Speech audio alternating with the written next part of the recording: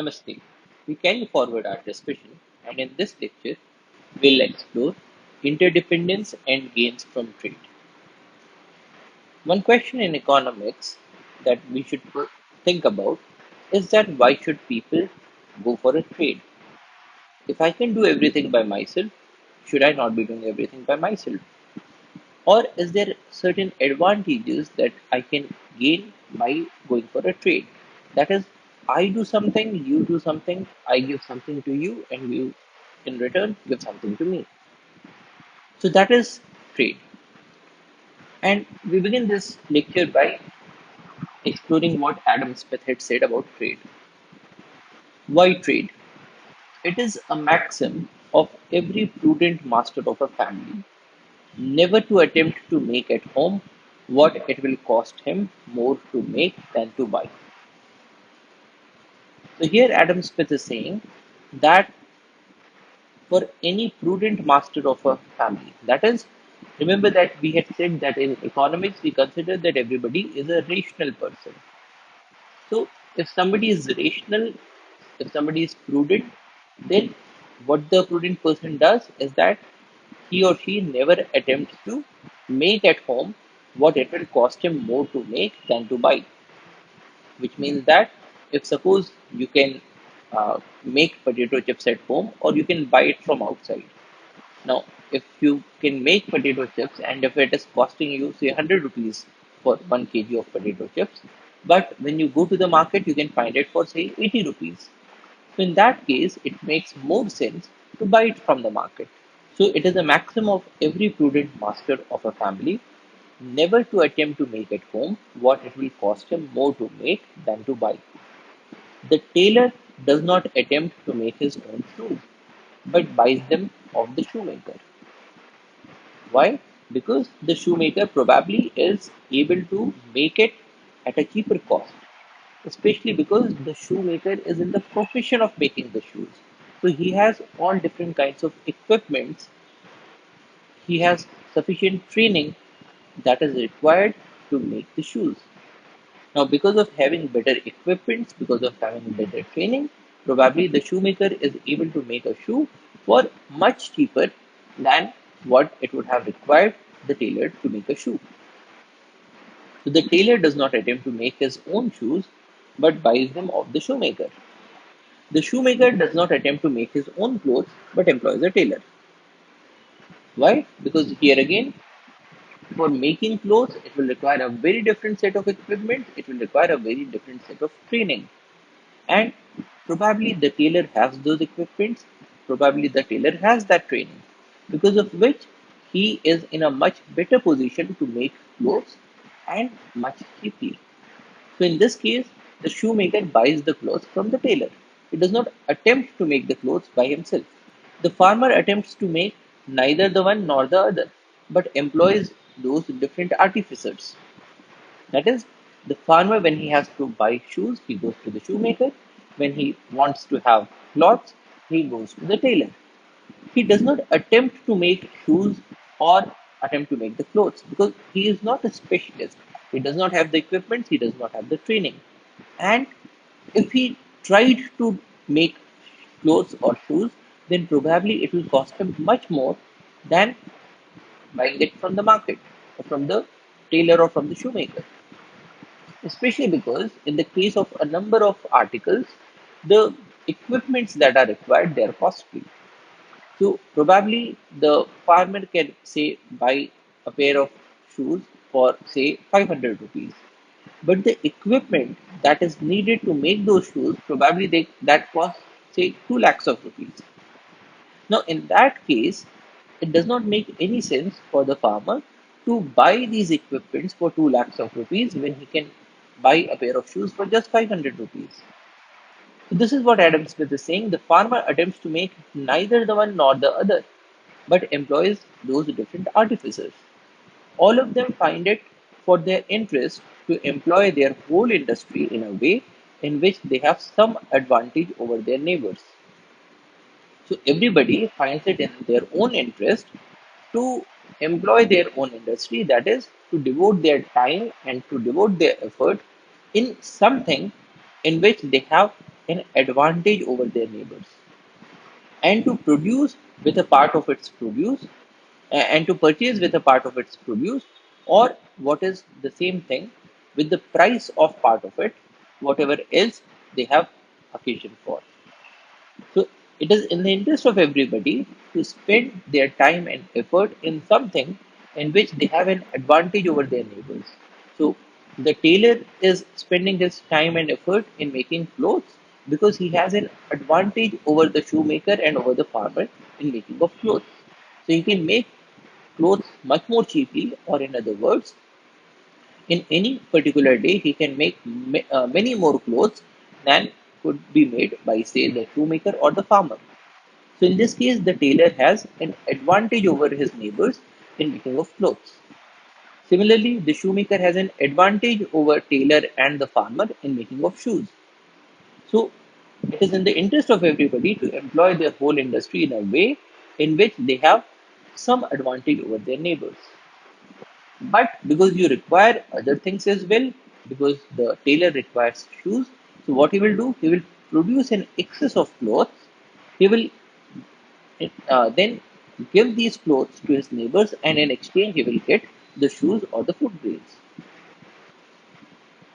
So he will purchase with a part of its produce, which means that he is having an excess of clothes, and he will use some part of this production, that is, these excess of clothes, to purchase the other things. Now, in place of giving clothes, the other way out is that he can use the price mechanism. So, whether he gives a cloth or whether he sells those clothes and gives the money, it's one and the same thing. To purchase with a part of its produce, or what is the same thing, with the price of part of it, whatever else they have the occasion for. So whatever else he wants to purchase, he will use his excess clothes, or he will use the money that he is getting from selling these excess clothes to purchase whatever else he needs. Now, this is something that we observe on a day to day basis. So, nobody tries to do everything because it is in their own self interest. But what this small story is telling us is a few salient points. People do not make anything or do not do something in which case it will cost them more to make than to buy. So, this is the first thing. If there is something that you can procure at a cheaper cost than that of making, then probably you will go for procuring it. And why do people do that? Well, because people are rational beings. So any rational person would try to maximize his or her own resources.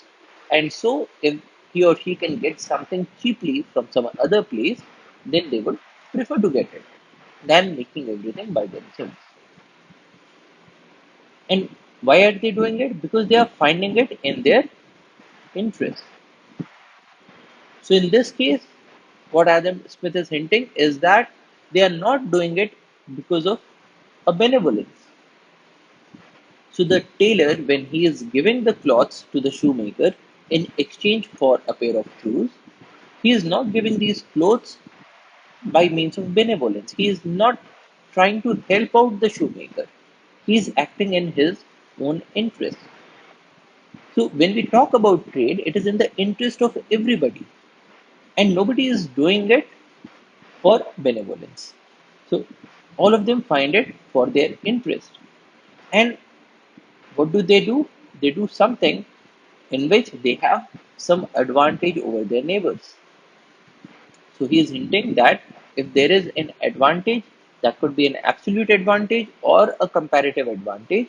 But if you have an advantage over your neighbors in doing something, then you should be doing that and not doing things in which you do not have an advantage because you are thinking rationally. Now, it is easy to understand trade if one person can only make one kind of good. So, if we have a situation in which it is only the tailor who can make clothes, the farmer cannot make any clothes, the shoemaker cannot make any clothes. And the shoemaker can make shoes, but the tailor cannot make any shoes, the farmer cannot make any shoes because of whatever reason. So it could be that in this society it is prohibited for any person other than a tailor to make a cloth. Now, if you have a situation such as this, then no doubt trade is inevitable because there is no way out that a tailor could have access to shoes other than by the means of trade because it is prohibited for him to make shoes. Or probably the only sewing machine in the society resides with the tailor and he says, I'm not going to give it to anybody else. So, in such a situation, there is no way that the shoemaker would have access to clothes if he did not trade with the tailor. So, what we are saying here is that if there are, say, two farmers and there are two goods, one is milk, the other good is potatoes. Now, farmer one can produce any amount of milk in a day, but he cannot produce any potatoes.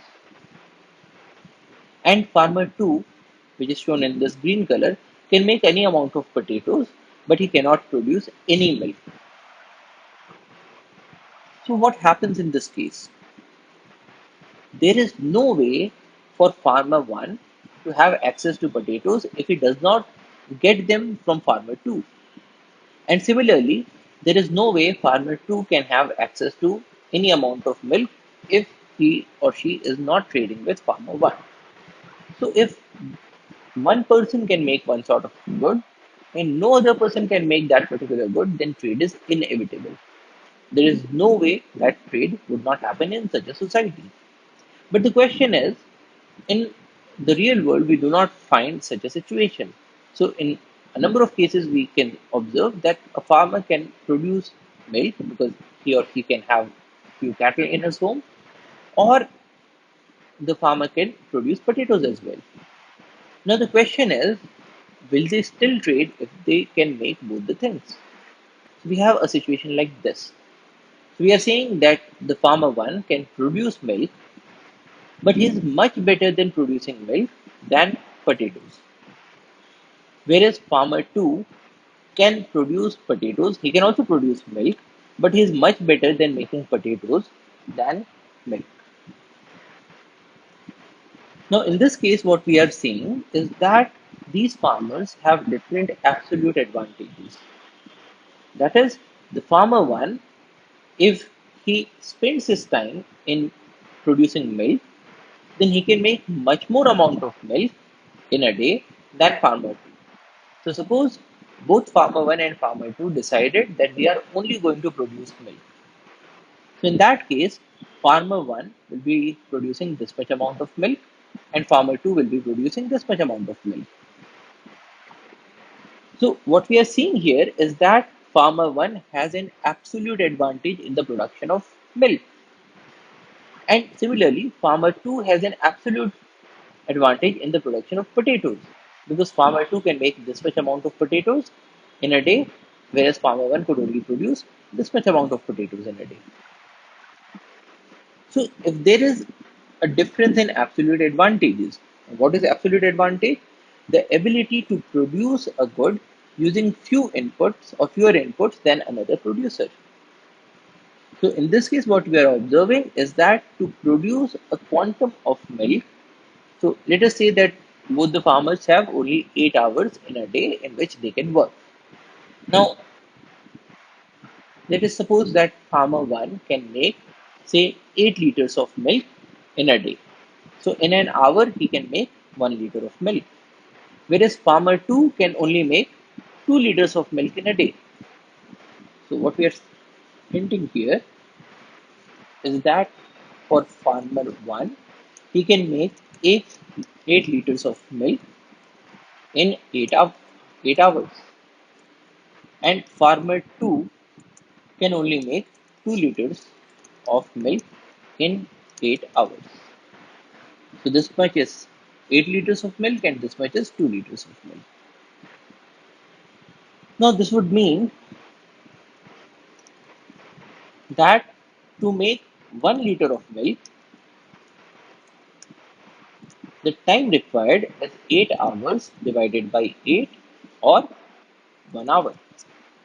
Now, the input that is required to make 1 liter of milk in this case is 1 hour in the case of farmer 1. Whereas in the case of farmer 2,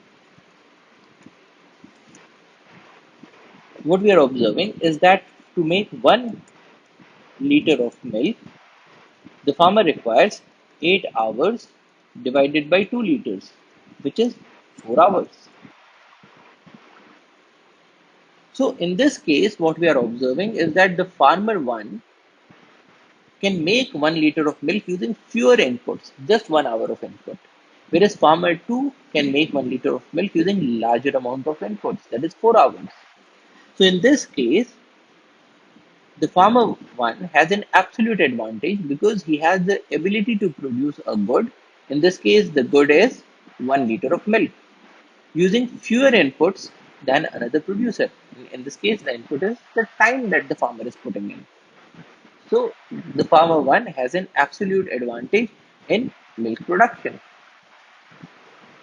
Now, similarly, in the case of potato production, we will find that farmer 2 has an absolute advantage because let us say that for farmer 2,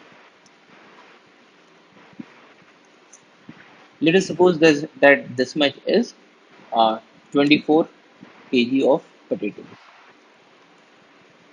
and he is making 24 kg of potatoes in 8 hours. Whereas farmer 1, if he spent all his time, all the 8 hours in making potatoes, then probably he is able to produce only 4 kgs of potatoes in 8 hours. Tricky when there is one farmer who has an absolute advantage over both the goods. Now, in this figure, what we are observing is that the production possibility frontier for farmer 1 is here in red and for farmer 2 is here in green. Now, in this case, when both the farmers are only producing milk, then farmer 2 can make 24 liters of milk in 8 hours, whereas farmer 1 can only produce 8 liters of milk in 8 hours. So here we are observing that farmer 2 has an absolute advantage over farmer 1 in the production of milk. That is, he can make milk using fewer inputs. In this case, if you look at the time that would be required, so for farmer 2, in 8 hours, he can make 24 liters of milk, which means that to make 1 liter of milk, he requires 8 by 24 is 0.33 hours. Now, this is the input in terms of time that he requires to make milk, 1 liter of milk. Whereas farmer 1, for him, in 8 hours, he is making 8 liters of milk. So, to make 1 liter of milk, he requires 8 by 8, which is 1 hour. Now, in this case, it is easy to see that farmer 2 has an absolute advantage over farmer 1 because he can make the good, in this case 1 liter of milk, using fewer inputs, that is just 1/3 of an hour as compared to as compared to farmer 1. So farmer 2 has an absolute advantage here.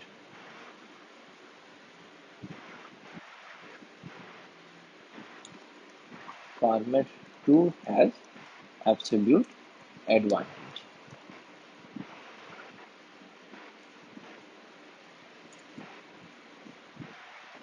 Now this is for milk production. Now let us look at potato production. Now in this case, farmer 2, in 8 hours, if he only produced potatoes, he would have made 48 kg of potatoes. So to make 1 kg of potatoes, he requires 8 by 48, which is 1 by 6 hours or 10 minutes.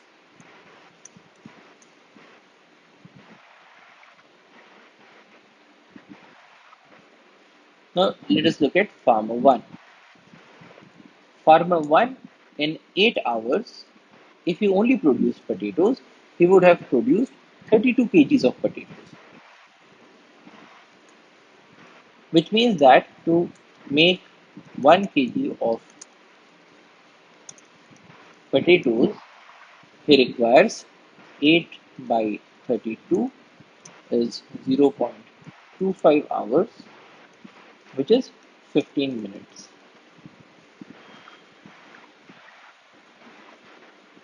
Now, in this case, when we talk about potato production, farmer 2 requires 10 minutes and farmer 1 requires 15 minutes. So here again, we are observing that farmer 2 requires less inputs. He requires only 10 minutes of input, whereas farmer 1 requires 15 minutes of input. So in this case,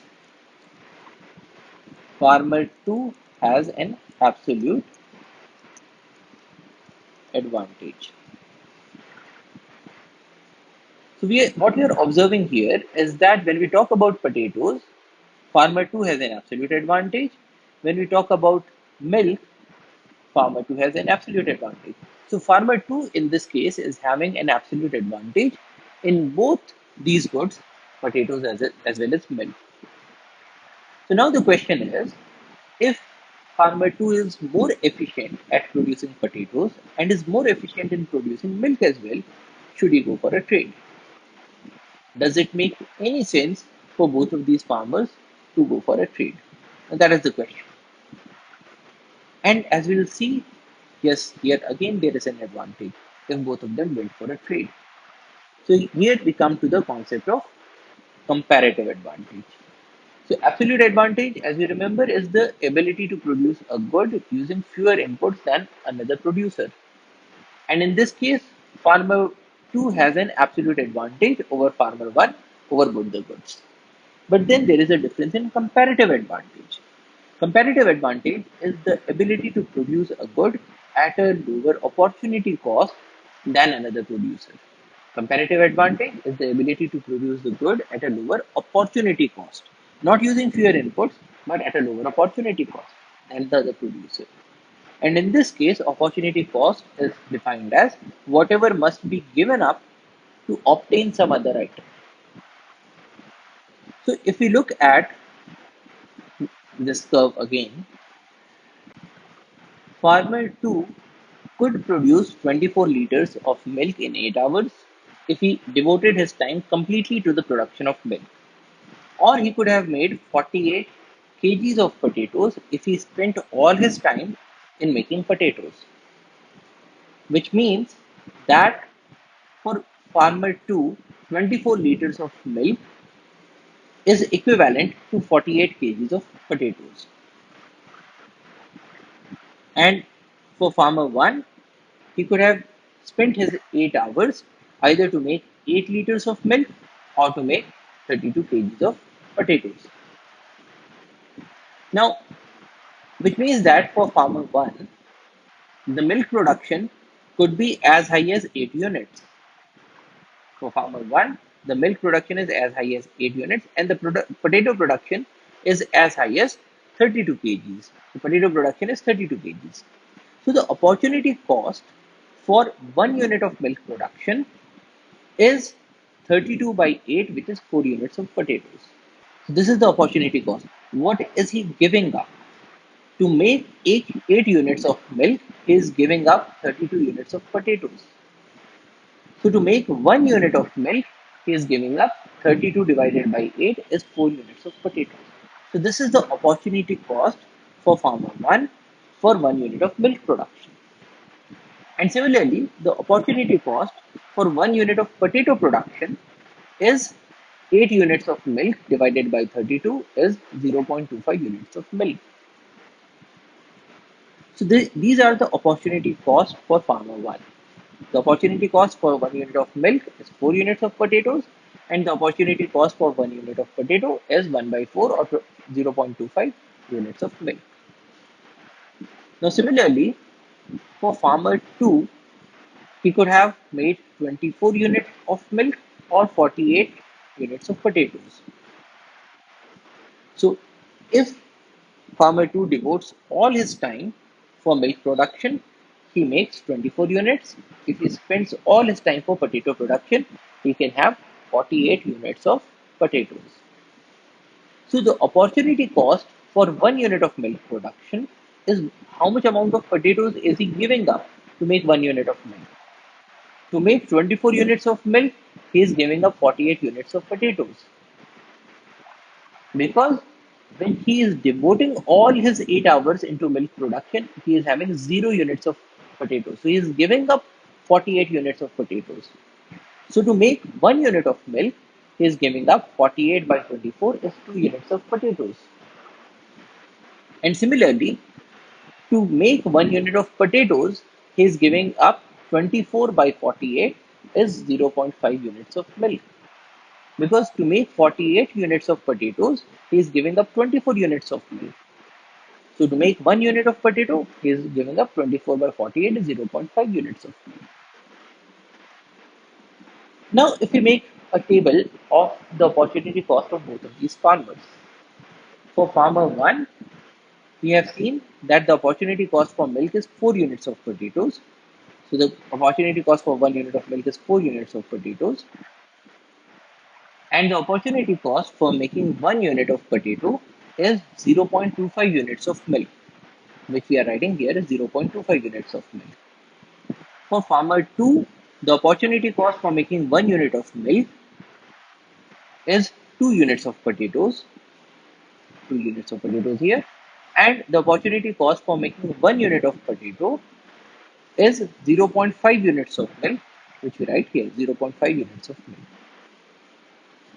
Now, if you look at farmer 1, he has an he has a comparative advantage in producing potatoes because to make 1 unit of potato, he needs to give up only 0.25 units of milk, whereas farmer 2 would have to give up 0.5 units of milk. So farmer 1 is giving or is leaving out only 0.25 units of milk for 1 unit of potatoes, whereas farmer 2 has to give up a lot more, double the amount to make 1 unit of potato. So farmer 1, we can see that he has a comparative advantage for potato production. And similarly, when we talk about milk production, farmer 2 will have to give up only 2 units of potatoes for 1 unit of milk, whereas farmer 1 would have to give up 4 units of potatoes.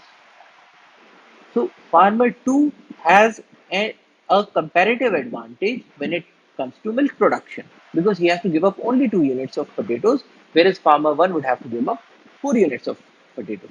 So farmer 2 has a comparative advantage for milk production.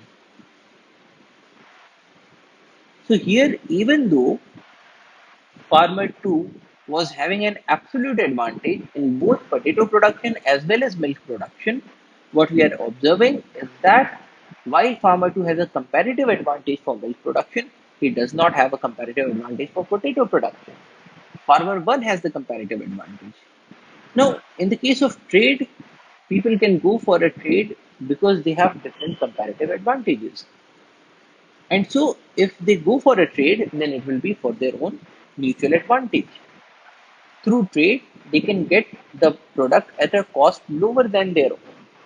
So, here again, what we're observing is that if somebody can get something from the market at a cost that is lower than his or her own cost of production, then it is to their own advantage to take it from the market, which means that they should go for a trade because through trade they will be able to get these two items, milk and potatoes, at a cost that is lower than what they would have uh, costed to make at home.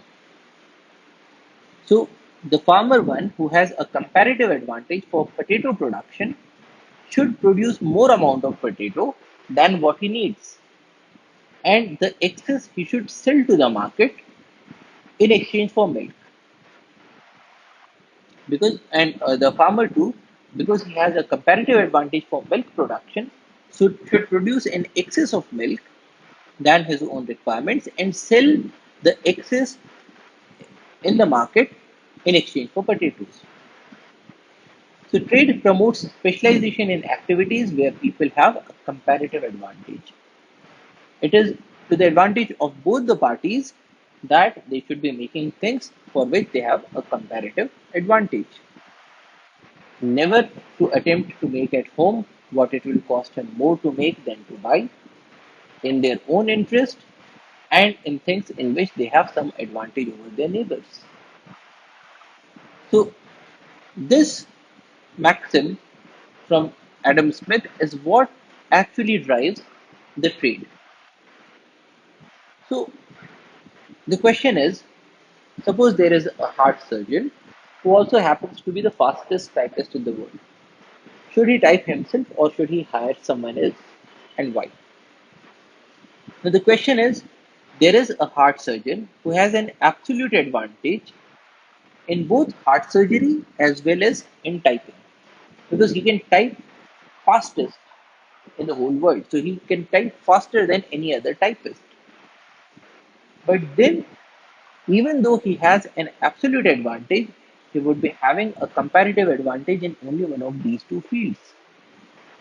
And so he should not do the typing himself, he should hire someone because he has a comparative advantage in heart surgery.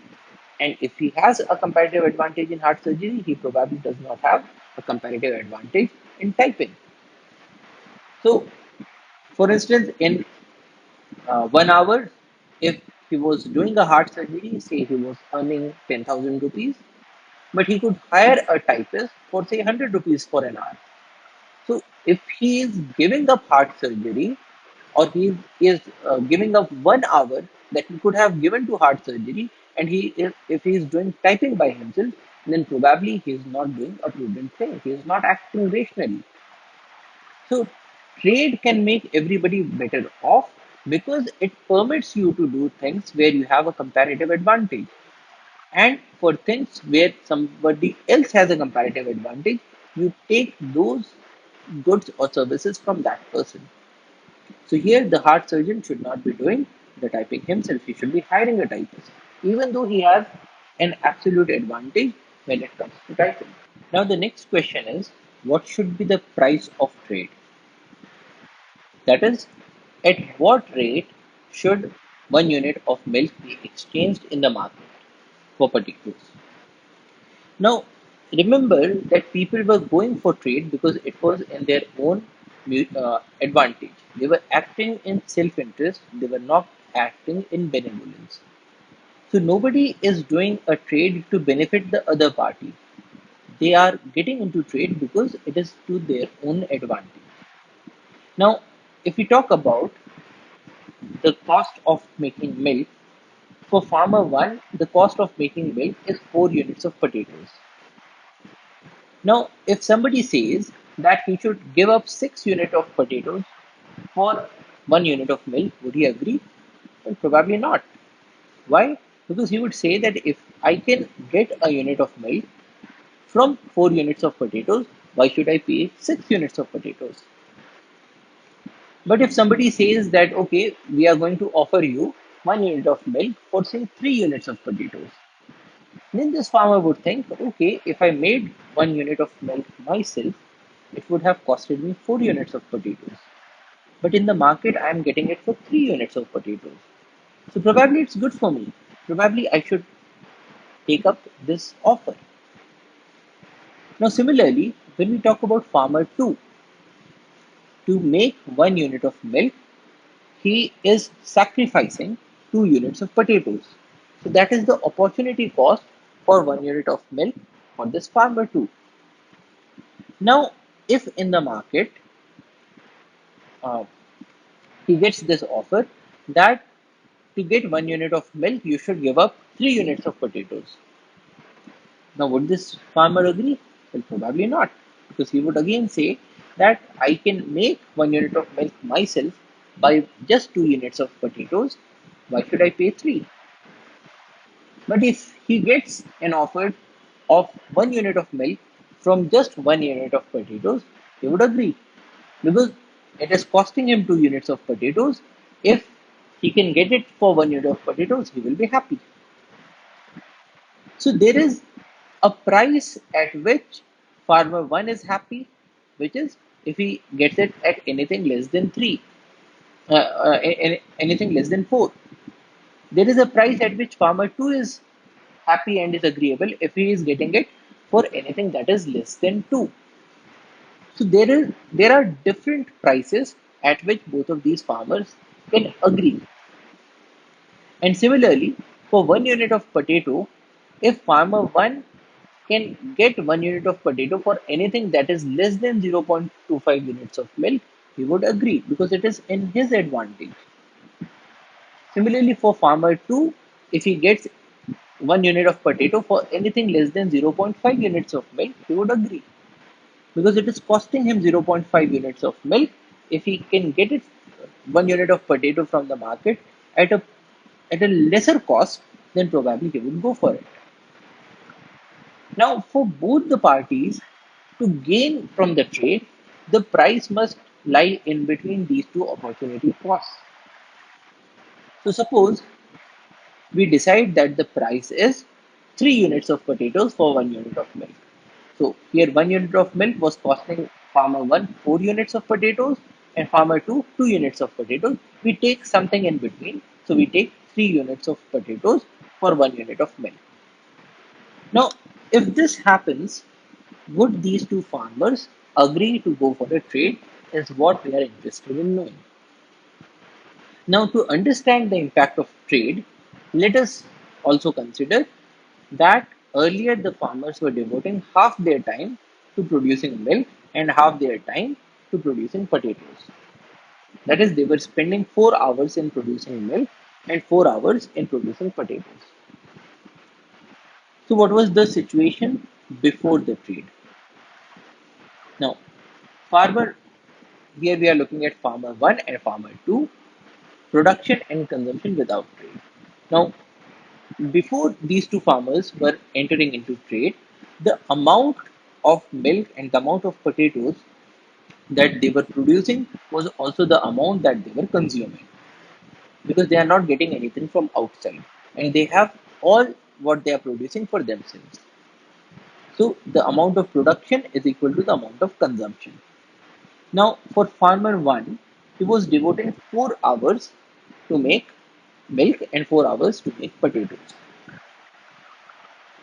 Now, for farmer 1, in 8 hours, he could produce 8 units of milk. So, in 4 hours, he would be producing half of that, which is 4 units of milk. And in 8 hours, he could have produced 32 units of potatoes.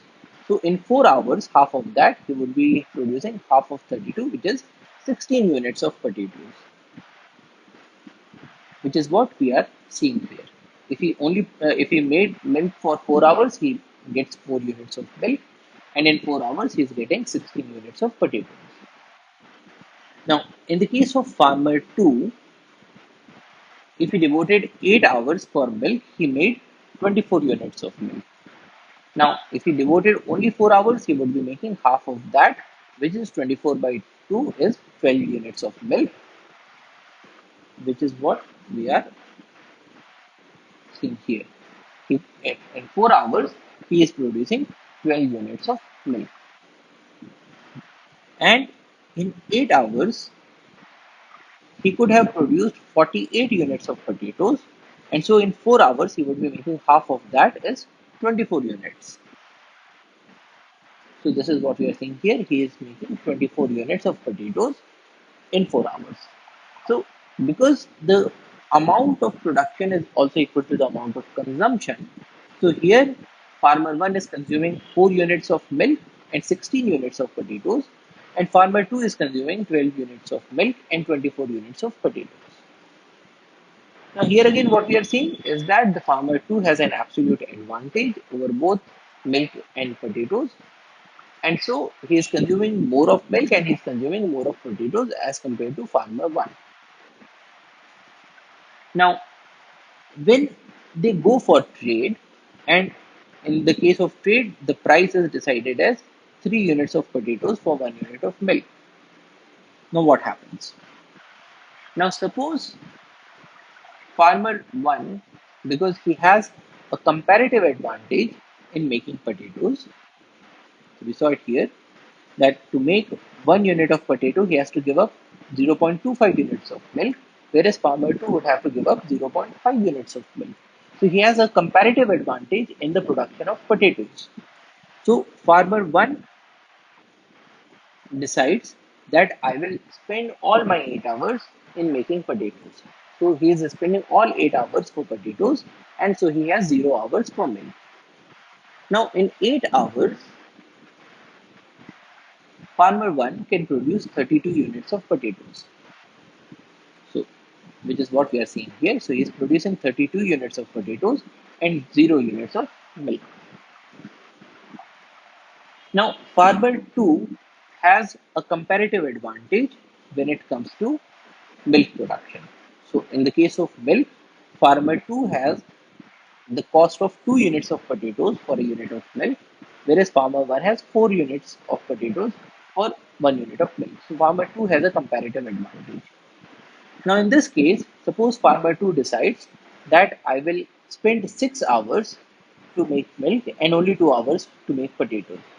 Now, here again, it is important to note that when we are talking about trade, we are not saying that you should only be doing things where you have a comparative advantage in.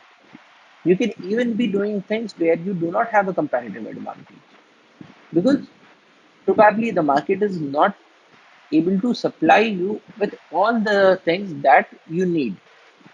In that case, even though it is not in a comparative advantage, you could be making certain things. But here, what farmer 2 is saying is that because he has a comparative advantage for milk production, so he is devoting a larger amount of time for milk production and a very smaller amount of time for potato production. Now, in 6 hours, what is the amount of milk that he will produce? In 8 hours, he makes 24 units of milk. So in the case of, we are talking about farmer 2, in 8 hours he makes 24 units of milk, which means that in 1 hour he would make 24 by 3 by 8 is 3 units of milk, and in 6 hours he would be making 3 into 6 is 18 units of milk. So in 6 hours he is making 18 units of milk, and he is only spending 2 hours for potato production. Now, in this case, what we are saying is that when we talk about potato production for farmer 2, in 8 hours, he could have made 48 units of potatoes. So, in 1 hour, he would have made 48 by 8, which is 6 units of potatoes. So, in 2 hours, he makes 6 into 2, which is 12 units of potatoes, which is what we are putting here. So in 2 hours, he's making 12 units of potatoes. So for once they have agreed to go in for trade, this is the amount of items that these farmers are producing. Farmer 1 is producing 0 units of milk and 32 units of potatoes. Farmer 2 is producing 18 units of milk and 12 units of potatoes. Now, they had decided that the price is 3 units of potatoes for 1 unit of milk. Now, suppose they go in for this trade. So, 1 unit of milk is 3 units of potatoes. So the farmer 1 decides that he will give 15 units of potatoes to farmer 2. So here, because of trade, he is giving up 15 units. So we are writing it as minus 15. And farmer 2 is getting 15 units of potatoes. So we are writing it as plus 15. Now, because the price of potatoes is 3 units of potatoes is 1 unit of milk. So 1 unit of potato is 1 by 3 units of milk.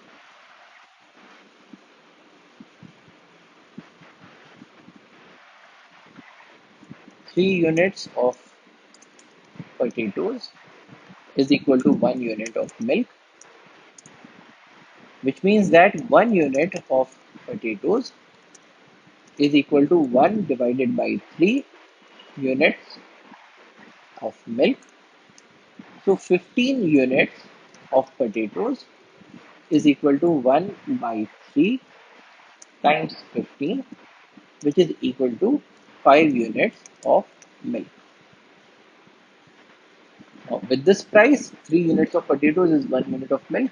15 units of potatoes is equivalent to 5 units of milk.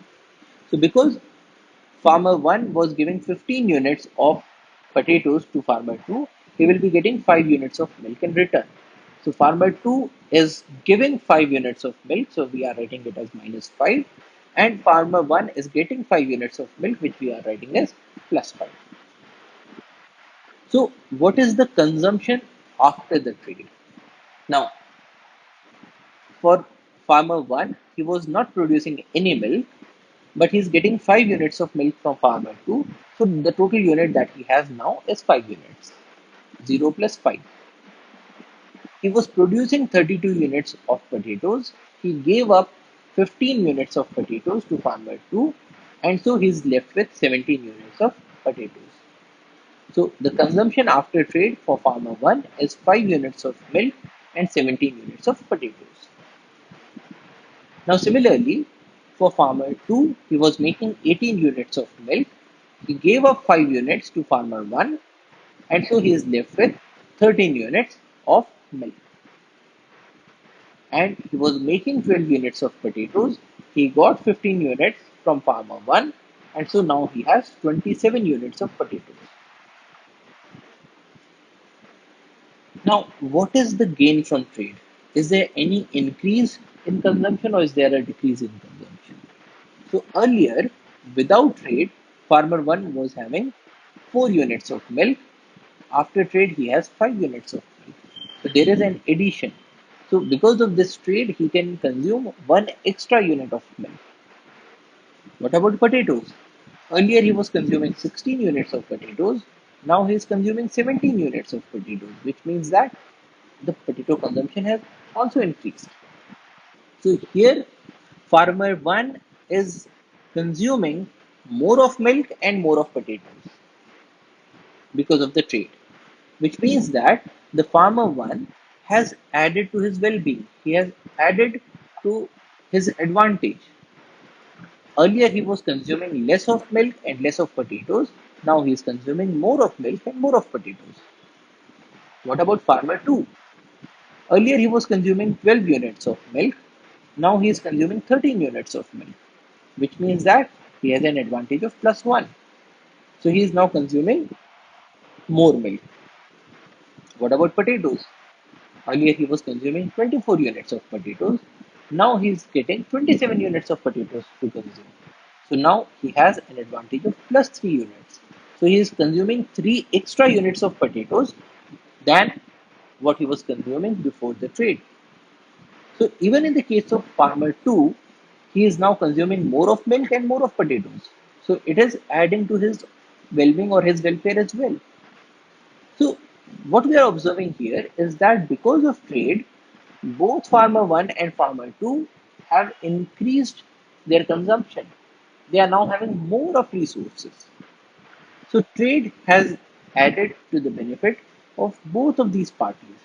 Trade has benefited farmer 1 and it has also benefited farmer 2,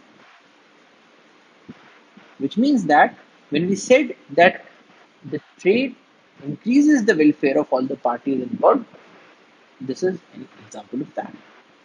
Now, how can this trade happen? This trade can occur in two ways. There could be a barter system. Now, in the case of a barter system, what happens is that both of these parties come to the market and they exchange these goods with each other. So, for 3 units of potatoes, they exchange it for 1 unit of milk.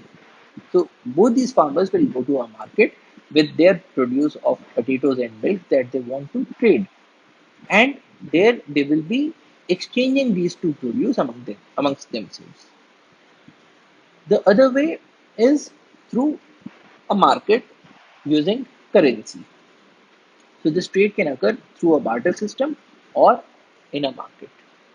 And in the next module, we will have a look at the markets. So essentially what we are seeing in this lecture is that we began with this saying from Adam Smith that if you can get something cheaply from the market, then what it costs you to make at home, you should probably get that thing from the market. Because rationally, it would be to your own benefit. It would be in your own interest. And this interest or this sort of a trading helps people to do those things where they have an advantage over their neighbors. Now, this advantage could be an absolute advantage or a comparative advantage. So, we observe that if you have a society where one good can only be made by one person and the other good can only be made by the second person, then of course trade is inevitable, because if the first person wanted to have access to the second thing, he could only get it through by means of trade. Trade is also very obvious if both the parties have an absolute advantage over something. So if farmer 1 has an absolute advantage in production of milk and farmer 2 has an absolute advantage in the production of potatoes, then trade becomes obvious. And here we define absolute advantage as the ability to produce a good using fewer inputs than the other producer. So absolute advantage means that you are requiring less amount of inputs than the other producer, probably because you are more efficient. So absolute advantage is talking about efficiency. But then even in cases where you do not have an absolute advantage, then too trade makes sense if there is a difference in the comparative advantage. And comparative advantage is the ability to produce a good at a lower opportunity cost than the other producer, where opportunity cost is defined as what must be given up to obtain some other item. Now, the concept of comparative advantage is important because even though a person has an absolute advantage in doing one or more of things, he may not be having a comparative advantage over all of them, because there are some activities that say pay at a much greater rate than some other activities.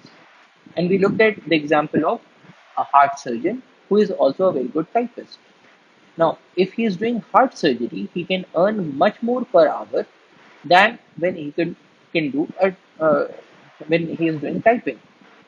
So it makes much more sense for the heart surgeon to devote his time to heart surgery, earn a lot more, and then spend a part of it to hire a typist. So comparative advantage tells us why, even though there could be some people who have an absolute advantage in doing many things, they should still go for a trade, and trade is still going to make them better off. Next, we had a look at this case where there is a farmer who has an absolute advantage over two goods, both milk production and potato production. And we saw the opportunity cost for both of these farmers for both of these goods. And when we look at the opportunity cost, we will find that there is some good for which there is a greater comparative advantage for one party than the other party. Now, of course, if both of these farmers were making things at a proportional rate, that is, if both of these curves were parallel to each other, then it is also possible that there is no party who is having a comparative advantage. Because, say, farmer 2 was producing 24 units of milk or 48 units of potatoes, and farmer 1 was producing either 8 units of milk or 16 units of potatoes. So, in that case, the ratio would have been the same for both the farmers.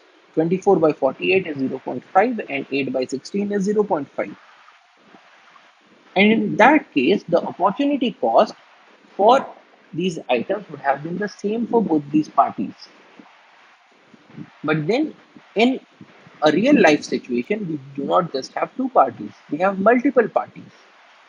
So in that case, there would have been some other person who would be having a difference of opportunity cost. So when we talk about market, we talk about a number of buyers and a number of sellers. So which makes trade even more lucrative. But in this case, what we observed was that there was a difference in the opportunity cost. So while farmer one was having a competitive advantage for potato production, because for 1 unit of potato he was it was costing him 0.25 units of milk, whereas for farmer two it was costing him 0.5 units of milk. So farmer one was having a comparative advantage for production of potatoes. Similarly, farmer 2 was having a comparative advantage for the production of milk because it costed him only 2 units of potatoes, whereas it costed farmer 1 4 units of potatoes. So, farmer 2 has a comparative advantage for milk production. And in such a case, it is to the benefit of both of them, it is in their own interest to buy things from the market that are available at a cost that is lesser than their own opportunity costs. And so we can say that they should spend their time in doing what is providing them a greater advantage over their neighbors. And here we observe that if they decide at a price that is in between both of these opportunity costs, so they in our example they had decided that it should be 3 units of potatoes for 1 unit of milk, or in other words, 1 by 3 units of milk for 1 unit of potato. So it is 1 unit of potatoes is equal to 1 by 3 units of milk, which is 0.33 units of milk. Now we can observe that 3 is between 4 and 2, and 0.33 lies between 0.25 and 0.5. So if they come to a figure that is in between their opportunity cost, then that could be a good price point at which they can trade. And when they do this trading, we observe that they are increasing their consumption of both milk and potatoes. So there is a gain of trade for both the parties, which is what we had observed in the 10 principles of economics. Trade can make everyone better off. So that is a short introduction about what is trade and why people go for trade. And as we'll observe in the later lectures, this trade can have a very important ramification for conservation because people might even go for a trade for those items that harm the environment. So we'll build on upon this topic in the later lectures. That's all for today. Thank you for your attention. Join me.